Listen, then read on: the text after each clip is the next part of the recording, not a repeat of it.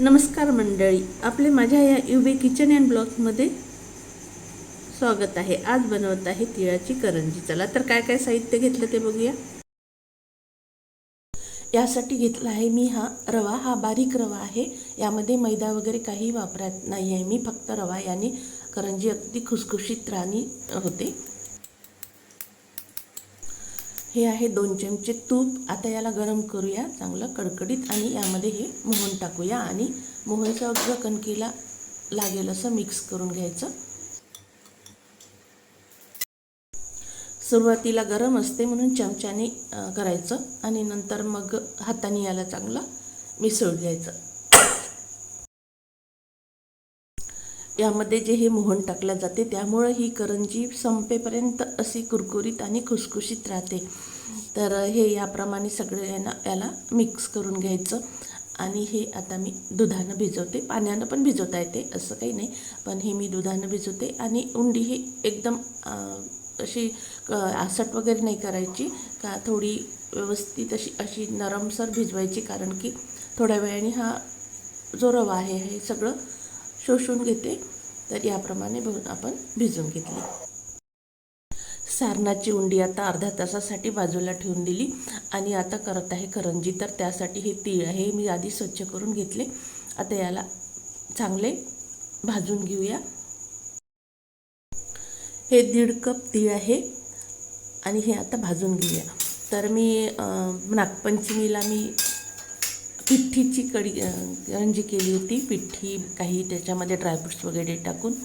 आणि आता या गोकुळाष्टमीला हे तिळाची करंजी करत आहे। तर करताना तुमच्यासोबत शेअर करते। तीळ छान भाजून झाले, छान सुगंध येत आहे तिळाचा। आता आपण यासाठी घेऊया 1 कप गूळ। 1.5 कप मी तीळ घेतले होते, आता यासाठी मी 1 कप गूळ घेते आहे। आता तीळ आणि गूळ आपल्याला बारीक करायचं आहे, तर त्यासाठी आधी तीळ आणि थोडासा गूळ करत आणि बंद चालू करत हे मी सगळं मिश्रण बारीक करते आहे। मी 2 टप्प्यात केलेलं आहे। तर याप्रमाणे हे आपलं पूर्णपणे बारीक करून झालेलं आहे। यासाठी तीळ थोडे थंड होऊ द्यायचे, नंतरच ते बारीक करायचं। याप्रमाणे मी हे सगळं बारीक करून घेतलं मिक्सरमधून। तर एकदा चालू बंद याच्यामध्ये करून चमच्याने खालवर करून घ्यायचं। एकदम स्पीडमध्ये खूप मिक्सर चालवत बसायचं नाही, त्यामुळं काय होईल की पूर्णपणे सगळं एका वेळी तसं केलं तर तो सगळं बारीक होणार नाही। तर याप्रमाणे आता हे बाऊल लहान पडत आहे, मी मोठ्या बाऊलमध्ये काढून घेते। गूळ सगळा मिक्स झाले का नाही एकदा हाताने सगळं पाहून घ्यायचं आणि असलाच तर आपल्या बोटाने छोटासा वगैरे गडा असला तर तो आपल्या बोटाने पण मिक्स होऊन जातं। आता याप्रमाणे आपण आता दुसऱ्या कृतीकडे वळूया। हे बघा, आता अर्धा तासानंतर ही कणिक आपला रवासुद्धा छान आपला भिजून झालेला आहे, मुलायम आलेला आहे, पण हा आपल्या करण्यायोग्य एवढा नाही आहे। तर आता याला आपल्याला चांगलं मिक्स करायचं आहे, मळून घ्यायचं आहे। रव्याने याचं पाणी सगळं शोषून घेतलं आहे, त्याच्यामुळे हा आसट वगैरे नाही आहे। आता हातानं मळण्यापेक्षा मी काय करते, या पॉटमध्ये याला या पद्धतीनं फिरून घेते।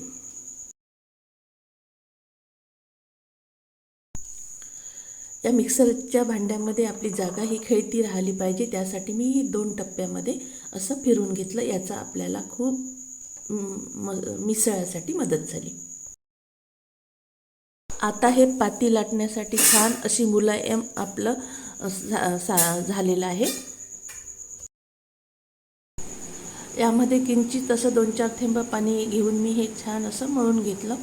आता या करंजी करण्यासाठी हे पाती लाटण्यासाठी योग्य झालेलं आहे। हा असा छोटासा गोळा घ्यायचा आणि आपली करंजीप्रमाणे आपल्याला हे आता पाती लाटून घ्यायची आहे। तर हे लाटताना मला याला काही कणिक वगैरे जे लावतो ते लावायची काही आवश्यकता वाटली नाही, आणि लावायचीच असले तर कणिक लावायची नाही, तांदळाचं पीठ लावायचं। कणकीमुळं काय होतं की आपली करंजी ही लाल होते, व्हाईट होत नाही, म्हणून पीठ लावायचं असलं तर तांदळाचंच पीठ लावायचं। ही आता आपण साच्यावरची करंजी करत आहे, तर याप्रमाणे हा साचा घेतला. साचा आता यावर ही पाती ठेवून याप्रमाणे असं या खोल करून आता आपल्याला हे तिळाचं जे सारण आहे हे यामध्ये असं हे भरून घ्यायचं आहे. तर याप्रमाणे हे आपली करंजी आपण तयार करून घेऊया. आता याला ही पाती चिकटण्याकरता या बाजू ज्या असतात याला असं पाणी लावून घ्यायचं थोडं थोडं, आणि ही दुसरी बाजू जी आहे आपली अर्धी राहिलेली पाती ही यामध्ये दुमड मारून त्याला थोडं थोडं प्रेस करायचं आणि राहिलेल्या खालच्या बाजूनी त्याचा भाग जो आहे जास्तीचा तो काढून टाकायचा. घरी साचा वगैरे नसला तर करंजी हातावरची पण करता येते. तर कधीतरी मी समोर तुम्हाला तो पण व्हिडिओ दाखवीन. तर बघा आता याप्रमाणे आपली करंजी तयार झालेली आहे.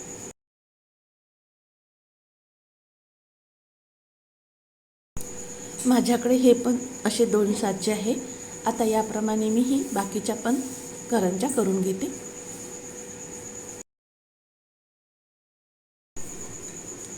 हे बघा मी याप्रमाणे सर्व करंज्या करून घेतलेल्या आहे आणि सोबत पात्या पण केलेल्या आहे. आणि याला छान असं ओल्या कपड्याने मी झाकून ठेवलेलं, कारण की ते कडक येतात आणि ते उलतात म्हणून. आता हे आपण तळून घेऊया. करंजी तळताना गॅसची पॉवर खूप मोठी पण करायची नाही आणि एकदम खूप छोटी पण करायची नाही. एकदा तेल तपलं हे बघून घ्यायचं, थोडंसे बारीकसं हे टाकून, आणि ते खालची बाजू वर यायला लागली की समजून जायचं आपलं तेल झालेलं आहे. आणि मीडियम आचवर छान अशा खरपूस आपल्या करंज्या तळून घ्यायच्या. याप्रमाणे मी या सर्व करंज्या तळून घेतलेल्या आहे. हे बघा याप्रमाणे आपल्या ह्या करंज्या चांगल्या स्वच्छ अशा तेलातून शुद्ध अशा वातावरणामध्ये अशा तयार झालेल्या आहे. आणि हे लहान मोठे काय सगळे आपल्या घरातले आनंदानं खातात.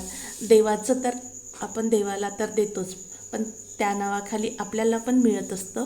असं हे सात्विक असं हे पदार्थ छान असे घरामध्ये झाले की छान असं आनंदाचं वातावरण निर्माण होतं. तर याप्रमाणे आपल्या अशा पांढऱ्या शुभ्र करंज्या तयार झालेल्या आहे. पातीची करंजीची जी पाती होती ती व्यवस्थित झाल्यामुळं हे बघा आपलं तेल पण स्वच्छ आहे. अजिबात तेलामध्ये वगैरे कुठे त्याचं कणं जे जातात आणि तेल जे लाल करंज होते ते झालेलं नाही. आणि करंजी पण आपली छान अशी पांढरी शुभ्र झालेली आहे. हे बघा मी काही पात्या पण लाटून घेतल्या, कारण का फुलोरा करायचा तर त्याला करंजी पाती वगैरे पण लागते. तर ह्या मी याप्रमाणे सगळ्या अशा पातळ अशा लाटून घ्यायच्या आणि तळून घ्यायच्या. ह्या महिनाभरसुद्धा खुसखुशीत राहतात. तर अशा हे मी तळून घेतले आहे. आणि एक तर मी अशी थोडी थोडी चाकूच्या आणि त्याला डिझाईन दिलेली आहे, ते तुम्हाला समोर दिसेलच. तर याप्रमाणे सगळ्या आता हे मी पात्या तळून घेते.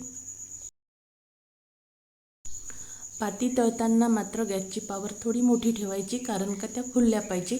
आणि तर त्या पद्धतीनं गॅस पाहून आपलं करून घ्यायचं. एका पातीला मी डिझाईन केली हीच ती पाती. चला ही पण तळून घेऊया.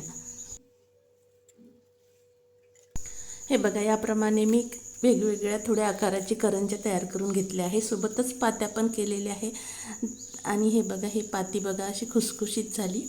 करंजी पण आतमध्ये खूप छान असं सारण भरलेलं आहे आणि खूप छान अशी गुबगुबीत खुसखुशीत झाली आहे. हे अशीच संपेपर्यंत खुसखुशीत राहते.